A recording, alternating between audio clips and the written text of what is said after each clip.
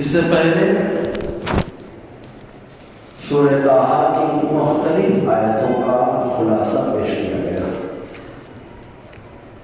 اس سے پہلے جو آیت تھی وہ آیت نمبر 133، جس میں مکہ کے باشندوں نے حضور صلی اللہ علیہ وسلم سے طرح طرح کے مطالبات انہوں نے کیے تھے۔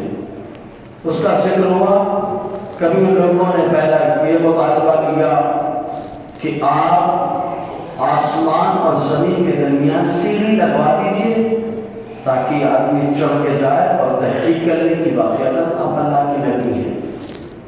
کبھی یہ کہتے کہ اللہ تعالیٰ اگر آپ نبی ہیں تو اللہ تعالیٰ ایک فرشتے کو آپ کے ساتھ مقرر کر دے جو لوگوں کو بتائے کہ یہ اللہ کے نبی ہیں۔ اس طریقے سے کبھی یہ کہتے کہ ہمارے پروجوں کو، پرکھوں کو، ہمارے باپ داداؤں کو جو قبر میں لیٹے ہیں ان کو اٹھا دیجیے اور بول دے کہ آپ اللہ کے نبی ہیں۔ اس طریقے کے مطالبات ہو رہے تھے، اور مطالبہ پورا کرنا یہ کوئی بعید نہیں تھا۔ اگر اللہ تعالی چاہتا تو مصطفیٰ کا معجزہ ظاہر فرما دیتا، کیونکہ آقا علیہ السلام سے مطالبہ ہوا اور مطالبے پہ دلیل پیش کی گئی، اگر ایمان نہیں لائے تو پھر عذاب آ گیا۔ جن جن نبیوں سے مطالبہ ہوا دلیل پیش کر دی، معجزہ پیش کر دیا، نہیں مانے تو عذاب آ گیا۔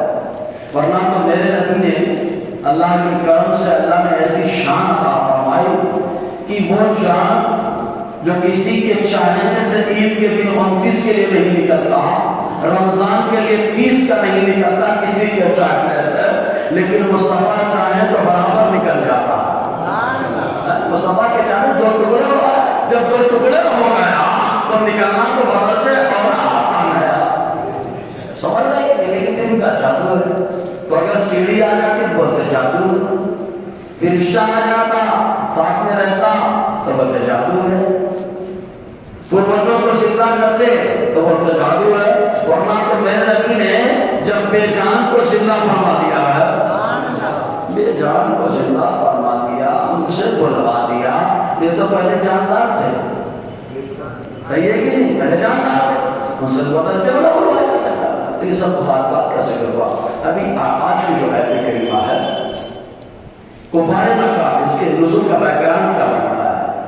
تو کفار مکہ کا معاملہ ایسا تھا کہ یہ لوگ اپنے دل کو جھوٹی تسلی دیتے تھے، جھوٹی تسلی، ٹینشن مت لو، مسلمان آ رہے ہیں، مسلمان ہو رہے ہیں، تھوڑے دن تک رہیں گے چھوڑ کے بھاگ جائیں گے، کب تک ایسے رہیں گے؟ دور دور سے آ رہے ہیں نا، کب تک ساتھ میں رہیں گے؟ کھانے کی ضرورت سب کو پڑتی ہے، خرچے کی ضرورت سب کو پڑتی ہے، رہنے کی ضرورت سب کو پڑتی ہے، بال بچے ہیں دیکھنا پڑتا ہے، تو یہ تھوڑے دن تک رہیں گے ساتھ چھوڑ کے بھاگ جائیں گے، کا ٹینشن مت لو ان کا۔ لیکن وہاں میرے رب کا کرم، ان کی چھوٹی سوچ اور چھوٹے دماغ میں چھوٹی بات آئی، چھوٹے دماغ میں چھوٹی بات آئی، اور جو صحابہ سب کو چھوڑ کر کے آئے تھے انہوں نے مصطفیٰ کے نام پہ گردن قربان کرنا شروع کر دیا، اور جب گردن قربان کرنے لگے تب ٹینشن ہو اب کیا ہوگا؟ تو اب وہی ہوگا کہ اللہ تعالیٰ نے اسلام کو غالب ہونے کے لیے بھیجا ہے، اللہ نے غلبہ فرمایا۔ ابھی کچھ لوگ یہ سمجھتے ہیں کہ اسلام خالی 1450 سال سے ہے، بس ایسا نہیں ہے۔ ہمارے نبی کی شریعت 1450 سال سے چل رہی ہے، ورنہ آدم علیہ السلام کو اللہ نے پیدا فرمایا تو مسلمان بنا کر پیدا فرمایا۔ جب آدم آ گئے اسلام آ گیا، آدم زمین پہ آئے اسلام آ گیا، اور شروع ہے بہت کچھ بول دیا میں نے۔ تو اسلام قرآن یہ 1450 سال نہیں، جب سے انسانیت کا وجود ہے، آدم علیہ السلام ہے، تب سے اللہ تعالیٰ نے مسلمان کو رکھا اور اسلام کو رکھا ہے۔ اگر اسلام نہیں ہوتا، ایمان نہیں ہوتا تو ابلیس کافر کیسے ہوتا؟ صحیح ہے کہ نہیں؟ اسلام نہیں ہوتا، ایمان کے بعد کافر کیسے ہو؟ اس کا کافی ہونا بتا رہا ہے کہ اسلام پہلے سے تھا، سمجھا؟ تو اسلام آدم علیہ السلام سے چلا آج بھی چل رہا ہے، بس شریعتیں بدلتی نہیں، کبھی آدم علیہ السلام کی شریعت تو کبھی نوح کی شریعت، کبھی موسیٰ کی شریعت، کبھی عیسیٰ کی شریعت، اور اب جو شریعت چل رہی ہے قیامت تک، بلکہ قیامت کے بعد بھی جس کی شریعت کا سکہ چلے گا وہ ہے جسے اللہ نے مصطفیٰ بنایا۔ حضور کی شریعت چلے، حضور کی شریعت، حضور صلی اللہ علیہ وسلم کی شریعت چیزوں کا بات ہے۔ انسانوں سے پہلے جنات بھی تھے، اللہ نے 3 بڑی مخلوق بنائی ہیں، اور تینوں مخلوق میں افضل تو انسان ہے۔ ایک مخلوق جنات ہے، ایک فرشتے اور ایک انسان۔ آپ غور کریے، 1,24,000 مطلب 1.25 لاکھ یا 2.25 لاکھ انبیاء کرام آئے، 1,24,000 کم و بیش، یا 2,24,000 کم و بیش، 2.25 لاکھ یا 2.25 لاکھ کم و بیش آئے۔ جتنے بھی نبی آئے ہیں تو کیا اللہ تعالیٰ نے ان کو فرشتوں کی ہدایت کے لیے بھیجا؟ کیا اللہ تعالیٰ نے ان کو جنات کی ہدایت کے لیے بھیجا؟ ان کو انسان کی ہدایت کے لیے بھیجا؟ لیکن وہاں مصطفیٰ، جو بھی نبی آ رہے ہیں انسان کی ہدایت کے لیے آ رہا ہے، انسان کو امتی اور سوارنے کے لیے آ رہا ہے، امتی بنانے کے لیے آ رہا ہے۔ اور جب میرا نبی آیا تو یہ تاج لے کر کے آیا، فرما حضرت آدم علیہ السلام فرماتے ہیں ارسلت الی الخلق کافہ، اللہ نے مجھے ساری کائنات، ساری مخلوق کا پیغمبر اور رسول بنا کر کے بھیجا۔ رسول جناتوں کے بھی رسول ہے، فرشتوں کے بھی رسول ہے، نبی ہے، اور انسانوں کے بھی نبی ہے۔ سبحان اللہ، سب کے نبی ہمارے نبی ہیں، صحیح ہے؟ ہاں، سب کے نبی ہمارے نبی۔ تو آدم علیہ السلام کی پیدائش سے پہلے جنات زمین پر رہتے تھے، تبھی تو فرشتوں سے اللہ نے مشورہ کیا بناؤ خلیفہ، فساد کریں گے، جھگڑا کریں گے، فساد پھیلائیں گے، ہم لوگ زیادہ تسبیح بولتے ہیں۔ ان لوگوں نے کہا نہیں، گھمنڈ، اور ان کو یہ نہیں معلوم کہ تمہاری جماعت کو تسبیح تحلیل سب کچھ ہے تمہارے اندر، لیکن اللہ تبارک و تعالیٰ نے جب انسان کو بنایا تو کسی فرشتے کو نبی نہیں بنایا، کسی جنات کو نبی نہیں بنایا۔ اللہ تعالیٰ نے نبوت کا جو خاصہ دیا ہے تو وہ انسان کو خاصہ عطا فرمایا ہے۔ جتنے نبی آئے سب انسان آئے، اللہ نے انسان کو نبی بنایا ہے نا۔ اعتراض کیا کیے تھے؟ خلیفہ ہم میں سے ہونا چاہیے، یہی مطلب ہے نا۔ لیکن اللہ تبارک و تعالیٰ نے خلیفہ انسانوں میں بنایا ہے نا، انسانیت کی جان حضرت آدم علیہ السلام کو خلیفہ بنایا۔ اور پھر آدم علیہ السلام کی اولاد کے بارے میں رب نے کیا فرمایا معلوم؟ وَاللَّهُ مُسْتَخْلِفُكُمْ، آقا فرماتے اللہ نے تم کو خلیفہ بنایا زمین پر، اے انسانوں، تاکہ وہ دیکھے تم کیسا عمل کرتے ہو۔ اے اللہ، کیا تو جانتا نہیں ہے؟ رب فرمائے گا سب جانتا ہوں میں، لیکن لوگوں کو دکھانا ہے۔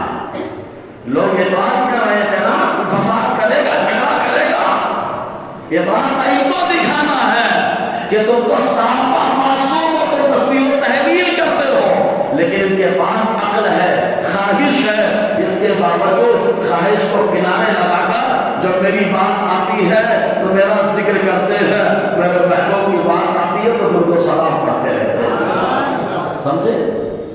تو اللہ تعالیٰ کی عادت جاریہ ہے کہ انسان کے پاس پہلے کسی ہادی کو بھیجتا ہے، رہنما کو بھیجتا ہے، اس کے بعد اگر وہ قوم نہ سدھرے تو عذاب آتا ہے، تو عذاب آتا ہے۔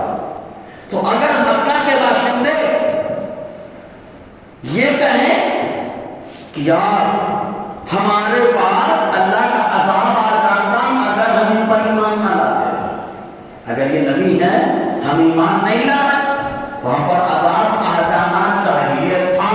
تو اللہ تعالیٰ فرماتا ہے یہ عادت میری ہے ہی نہیں کہ انسان کو کچھ بتایا نہ جائے، سمجھایا نہ جائے، پہلے سمجھانے کے لیے ایک ہادی اور رہنما کو بھیجا جاتا ہے، پھر اگر لوگ نہیں سدھرتے تب انہیں عذاب دیا جاتا ہے، تب انہیں عذاب دیا جاتا ہے۔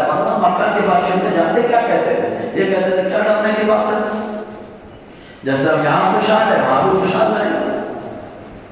فرشتے جو عذاب دینے کے لیے 19 بولے کیا ہوگا، ہم لوگ بھی جو ہے نا 19 نوجوان کھڑے ہونے مقابلہ کر لیں گے۔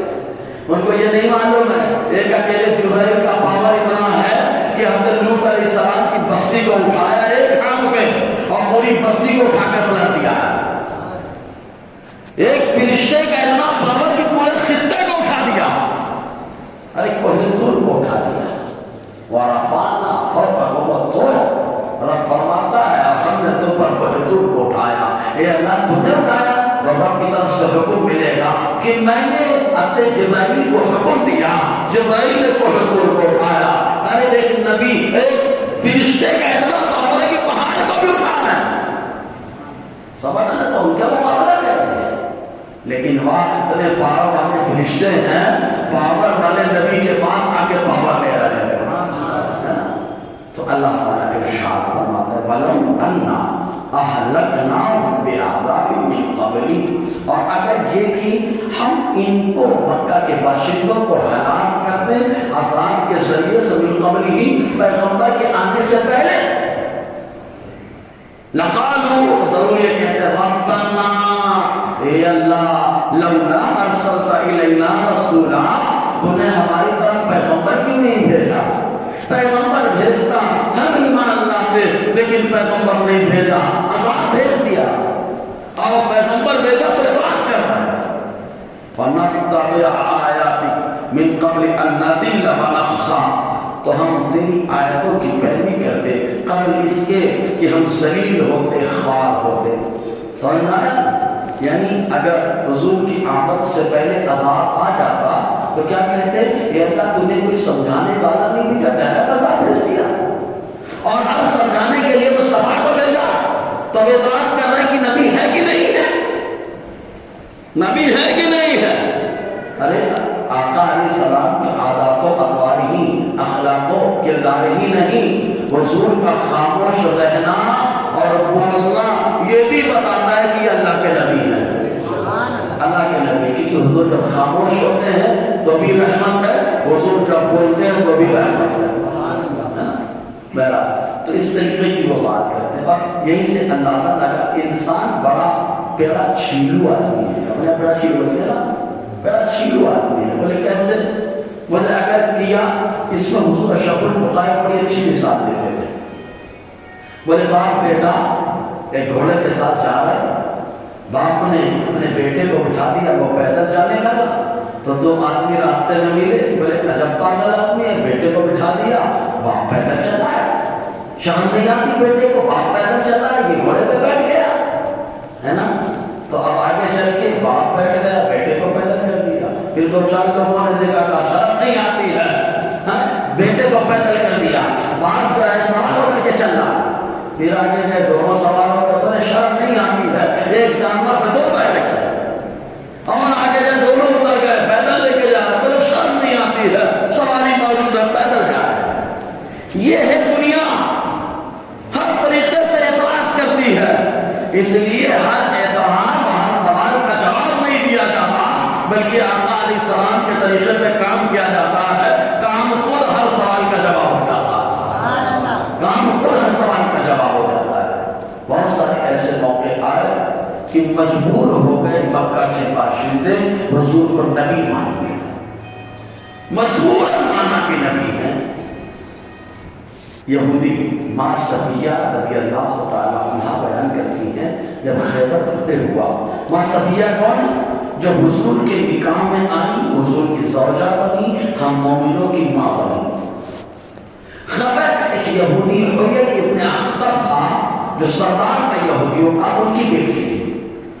یہ کہتی ہے، یہ فرماتی ہے ماں صفیہ رضی اللہ تعالیٰ عنہ کہ جب حضور صلی اللہ علیہ وسلم مدینہ آئے تو میرے والد اور میرے چچا دونوں حضور کو دیکھنے گئے، اور جب دیکھ کر کے آئے تو دونوں بستر پر ایسے لیٹ گئے جیسے بیمار ہو۔ تو میرے چچا نے میرے والد سے کہا کہ یہ کون ہے، کیا یہ نبی آپ کو سنا ہے؟ تو آپ فرماتی میرے والد نے کہا ہاں یہ نبی آپ کو سنا ہے۔ تو بولے پھر کیا کریں گے، ایمان لانا چاہیے کہ نہیں؟ کہا جب تک نتھنوں میں جان معرفت کرتے رہیں گے، اس لیے کہ ہم بنی اسرائیل میں سے ہیں اور ان کو اللہ نے بنی اسماعیل میں سے بھیجا ہے۔ خاندانی جھگڑا سن رہا ہے کہ نہیں؟ خاندانی معاملہ ہے کہ حضرت اسحاق کے بیٹے یعقوب علیہ السلام کا لقب اسرائیل، ان کی اولاد کو بنی اسرائیل کہا جاتا ہے اور حضور بنی اسماعیل میں سے آئے۔ بس کام مخالفت کرتے رہیں گے کرتے، لیکن مانا اللہ کے نبی ہیں، مانا کہ آخری نبی ہیں، مطلب یہودی بھی جانتے ہیں کہ ہمارا نبی آخری نبی ہے نا؟ کون مانتا ہے؟ یہودی بھی مانتا ہے ہمارا نبی آخری نبی ہے۔ اب جو یہودی مان رہا ہے تو یہودیوں کی ناجائز اولاد یہ کیوں نہیں مانتا؟ سمجھنے والی بات ہے، جس نے پیدا کر دیا وہ مان رہے ہیں، جس نے بنایا فنڈ دے دیا وہ مان رہے کہ آخری نبی ہے، اور جو پیدا ہو رہا ہے ناجائز طور سے وہ نہیں مانتا ہے۔ نہیں تو ذلی آ سکتا ہے، عکسی آ سکتا ہے، تبعی آ سکتا ہے، تو یہ طبیعت تھوڑے پاس رہا موٹی موٹی شریعت چلتی، سمجھے کہ نہیں؟ شریعت میں جو آ گیا مسئلہ کلیئر ہو گیا۔ معلوم آقا علیہ السلام نے حضرت علی سے جب فرمایا تھا غزوہ تبوک کے موقع پر، علی تم رک جاؤ مدینے میں، کہا حضور بچوں کے ساتھ چھوڑ کے جا رہے ہیں آپ مجھے، عورتوں کے ساتھ چھوڑ کر کے جا رہے ہیں آپ مجھے؟ تو حضور صلی اللہ علیہ وسلم نے فرمایا سنو علی، تم کو میری طرف سے وہی مقام ملتا ہے جو مقام موسیٰ علیہ السلام کی طرف سے ہارون علیہ السلام کو ملا تھا کہ موسیٰ علیہ السلام کو دور پہ گئے تو ہارون کو اپنا خلیفہ بنا کے گئے، اور سے خوش ہو گیا، وہ نبی تو آتے علی یہ وہ، لیکن سنو آقا نے فرمایا اللہ، مگر یعنی سنو آقا فرماتے لا نبی کیا بانتی، میرے بعد کوئی نبی نہیں ہے، اور ایک روایت میں لا نبوت بعدی، میرے بعد کوئی نبوت نہیں ہے، نہ عکسی ہے نہ ذلی ہے، کیونکہ اللہ تعالیٰ نے ہر طریقے سے مجھے آخری نبی بنا کر بھیج دیا۔ تو مانتے ہیں، کوئی مجبور ہو کر کے مانتا ہے اور کوئی خوشی خوشی مانتا ہے۔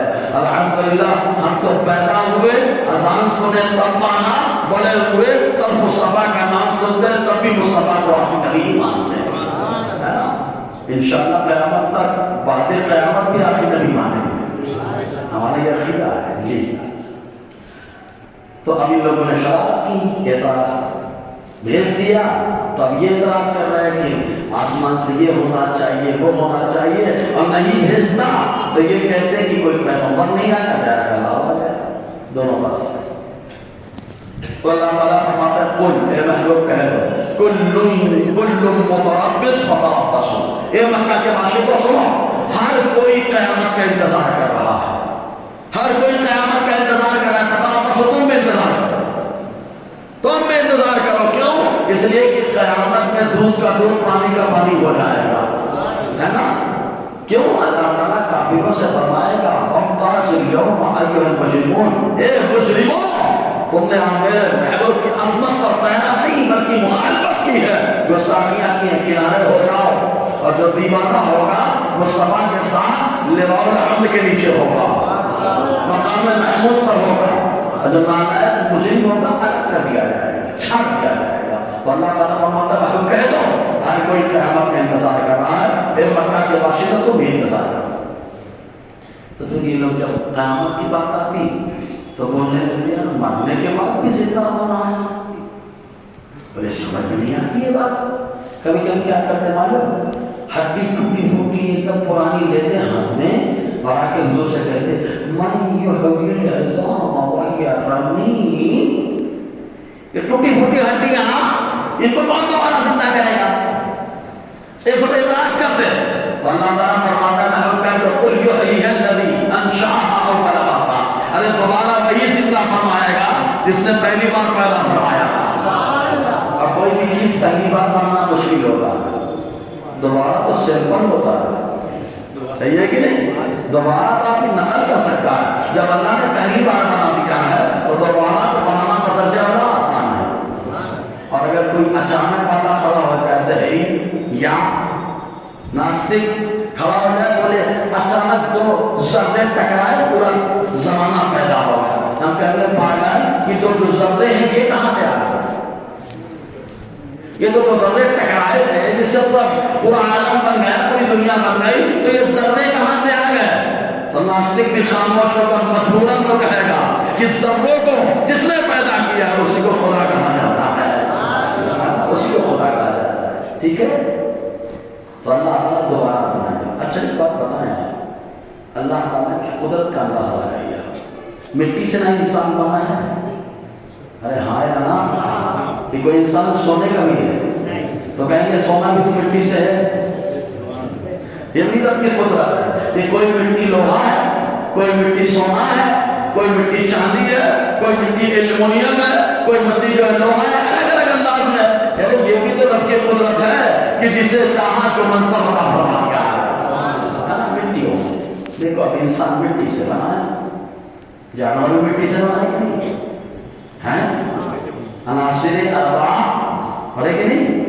پانی، مٹی، آگ، ہوا۔ سائنس بھی کہتی ہے 4 چیز سے بنا ہے انسان، تمام حیوان۔ لیکن آپ دیکھو مٹی سے بنا ہے، اسی مٹی میں اللہ تعالیٰ نے ہڈی بنا دی ہے نا، اسی مٹی میں اللہ نے کھال بنا دیا، اسی مٹی میں اللہ تعالیٰ نے گوشت بنا دیا، اسی مٹی میں اللہ نے بال بنا دیا، اسی مٹی میں اللہ نے دیکھنے کی طاقت دے دی ہے، اسی مٹی میں اللہ نے سننے کی طاقت دے دی ہے، اسی مٹی میں اللہ نے بولنے کی طاقت دے دی ہے، اسی مٹی میں اللہ نے سوچنے کی طاقت دے دی ہے، اسی مٹی میں اللہ تبارک و تعالیٰ نے دل کو بنا دیا جس سے پورے اعضاء میں بادشاہ بنا دیا ہے۔ یہ اللہ کی قدرت ہے یہ مٹی۔ اچھا مٹی بہت دور سے سمجھیں گے اور قریب آ جائیں گے۔ جو شادی شدہ ہے سب کو معلوم ہے مادہ ہوتا ہے، سفیدی ہے نا، ایک مادہ، اسی مادے سے سب بن گئے۔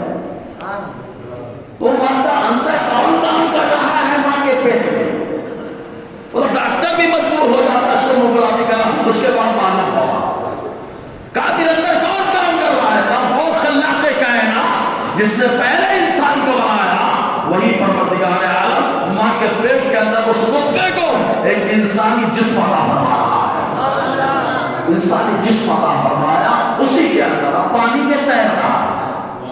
بچہ کہاں تیر رہا ہے؟ پانی میں، ماں کے پیٹ میں پانی میں تیر رہا ہے۔ ایسے تیرے تو بولے ڈوب جائے گا، مر جائے گا، اور پیٹ میں پانی کم ہو جائے تو ڈاکٹر بولے پانی کم ہے، خطرہ ہو جائے۔ صحیح ہے کہ نہیں؟ دیکھو رب کا نظام، دنیا میں آیا تو پانی سے گیا تو بچہ ڈوب جائے گا، جان چلی جائے گی، لیکن ماں کے پیٹ میں پانی میں ہے میرا پروردگار، جہاں انسان کی طاقت ختم ہوتی ہے میرے مولا کی قدرت کام کر رہی ہے، میرے مولا کی قدرت کام کر رہی ہے۔ تو اللہ فرماتا ہے انتظار کرو، لوگوں سے بولو قیامت کا، سب انتظار کرتے کہ انتظار کریں۔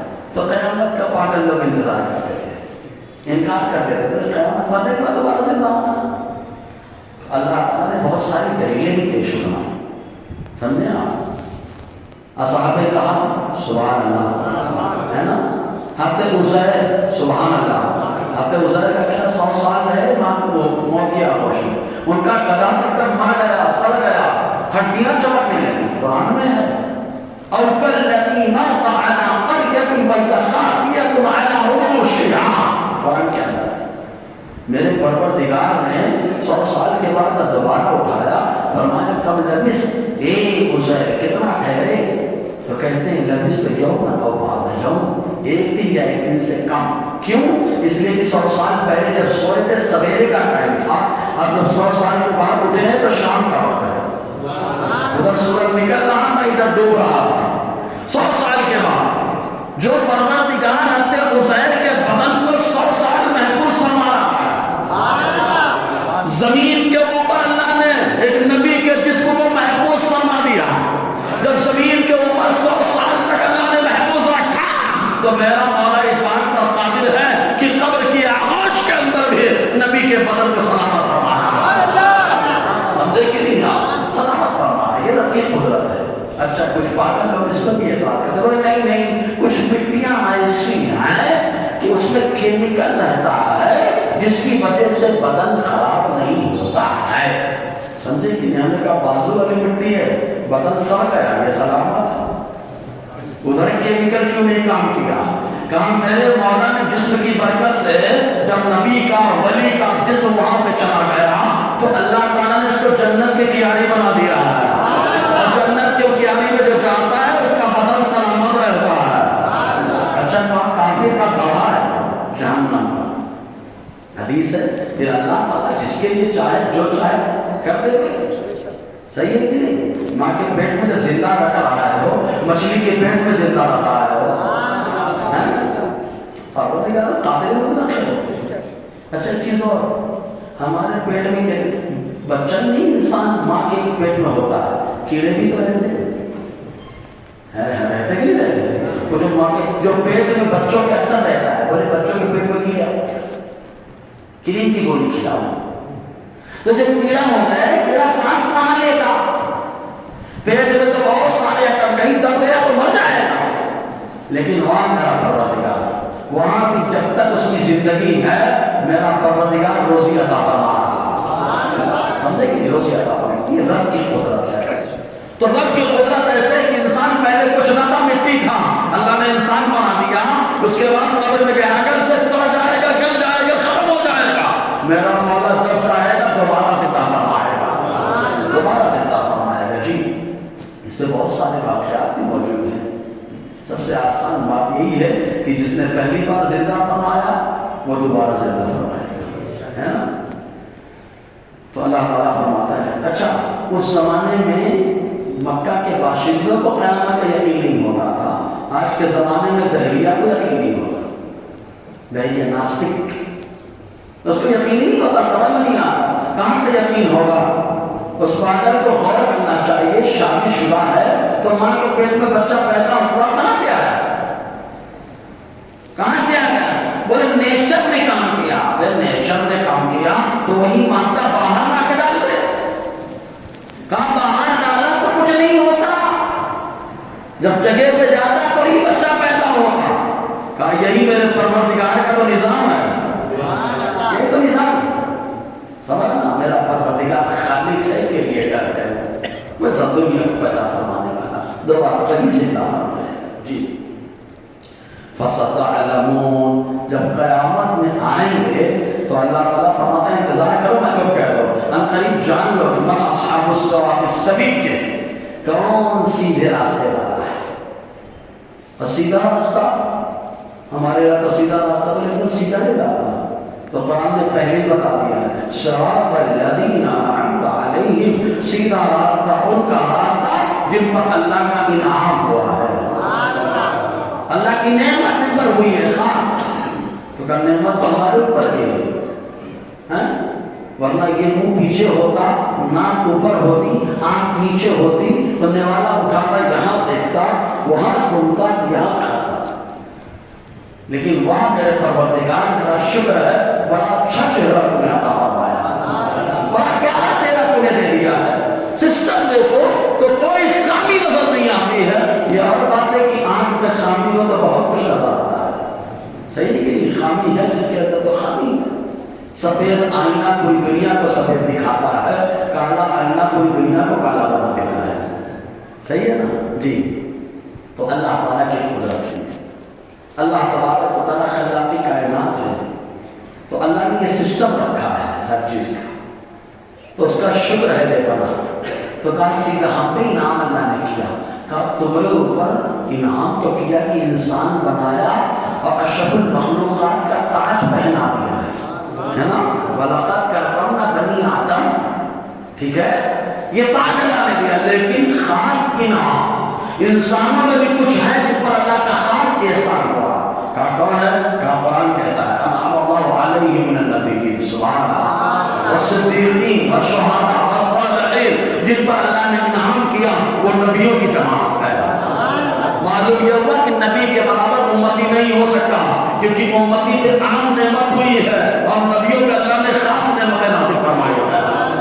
تو نبیوں پر انعام ہوا صدیقین پر انعام ہوا شہداء پر انعام ہوا صالحین پر انعام ہوا اور ان کا راستہ ہی سیدھا راستہ ہے نا ان کا راستہ ہی سیدھا راستہ ہے.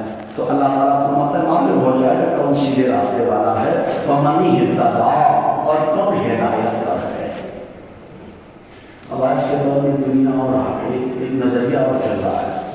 بولے جو حدیث میں آیا 73 والی حدیث میں ایک جنت میں قصہ پڑوسی گھر میں پڑوسی گھر سمجھے جہنم بولے صاحب ادھر خالی ہے جنت تو کیا بولے معلوم بولے ہر مہینوں سے چنا جائے گا، تھوڑے اس میں سے لیے جائیں گے، تھوڑے اس میں سے لیے جائیں گے، تھوڑے سے ابھی دسترخوان ہے کیا کہ اس پلیٹ سے بھی لے لو اس پلیٹ سے بھی لے لو؟ عقیدہ عقیدہ ہے، جو گروہ حق تھا وہی حق ہے، وہی حق رہے گا۔ آج جو نظریہ صحابہ کا تابعین کا تھا وہی نظریے کو جو جمع رہے گا وہی حق پر تھا، حق پر ہے اور قیامت تک حق پر رہے گا۔ سمجھے نا؟ تو اللہ تعالیٰ فرماتا ہے قریب معلوم ہو جائے گا کہ کون سیدھے راستے والا ہے اور کون ہدایت پر ہے۔ اب 73 فرقے کی حدیث کی بڑی وضاحت کر دیتا ہوں۔ حضور نے خالی 73 فرقہ جو کہا، وجہ کیا ہے؟ شیخ عبدالعزیز محدث دہلوی نے اس کی وضاحت کی۔ کہا 73 جو عدد آیا ہے یا تو یہ عمل کے لحاظ سے ہے یا عقیدے کے لحاظ سے۔ اگر عمل کے لحاظ سے ہو تو آپ فرماتے ہیں تو 73 نہیں رہ جائیں گے، کافی فرقے بن جائیں گے۔ ارے نماز میں 10-15 فرقے بنیں گے۔ کہا کیسے؟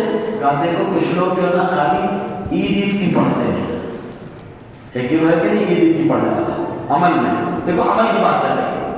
دو ہی طریقے سے کرتے ہیں، یا تو عقیدے کے لحاظ سے 73 ہے یا عمل کے لحاظ سے۔ فرماتے اگر عمل کے لحاظ سے بات کرو تو 73 سے زیادہ ہو جائے گی۔ کہا کیسے؟ کہا ایسے نہیں آئے گی نہیں۔ کہا نماز کے اعتبار سے ایک 365 والا ہے، عید والا، بقرعید والا، ایک گروہ ہے کہ نہیں ایسا؟ دوسرا گروہ خالی جمعہ والا، 2 گروہ ہوگا کہ نہیں؟ تیسرا گروہ خالی فرض والا، فرض پڑھو بھاگو بس، 3 گروہ ہو گئے۔ اور چوتھا گروہ کیا ہے؟ فرض اور واجب والا۔ پانچواں گروہ فرض واجب اور خالی سنت والا۔ چھٹا گروہ فرض واجب سنت اور نوافل والا۔ ساتواں گروہ وقت پر پڑھنے والا۔ آٹھواں گروہ بے وقت پڑھنے والا۔ 9واں گروہ صحیح سے شریعت کے حساب سے پڑھنے والا۔ 10واں گروہ طبیعت کے حساب سے پڑھنے والا۔ سمجھ ہے کہ نہیں؟ ایسے گناتے جائیں۔ 11واں گروہ جماعت سے پڑھنے والا، 12واں گروہ بغیر جماعت کے پڑھنے والا۔ تو خالی نماز کے اعتبار سے 1.5 فرقے ہو جائیں گے، 73 نہیں رہیں گے۔ اس لیے شیخ عبدالعزیز محدث دہلوی فرماتے ہیں جو 73 کا عدد ہے وہ عمل کے لحاظ سے نہیں ہے، وہ عقیدے کے لحاظ سے ہے کہ عقیدہ میں جو ہے 73 طرح کے لوگ آئیں گے، 73 طرح کے لوگ عقیدے بنائیں گے، ان میں 72 طرح کے لوگوں کا عقیدہ یہ جہنمیوں کا عقیدہ ہوگا، اور ایک جماعت ایسی ہوگی جس کا عقیدہ جہنمیوں کا عقیدہ نہیں ہوگا بلکہ ان کا عقیدہ جنتیوں کا عقیدہ ہوگا۔ عقیدے کے لحاظ سے کہا گیا، اسی لیے عقیدہ اصل ہے۔ سمجھ رہے نا؟ عقیدہ اصل ہے۔ بہرحال انشاءاللہ آگے گفتگو رہے گی۔ اللہ تعالی ہم سب کو فیضان قرآن برکات قرآن سے مالا مال فرمائے۔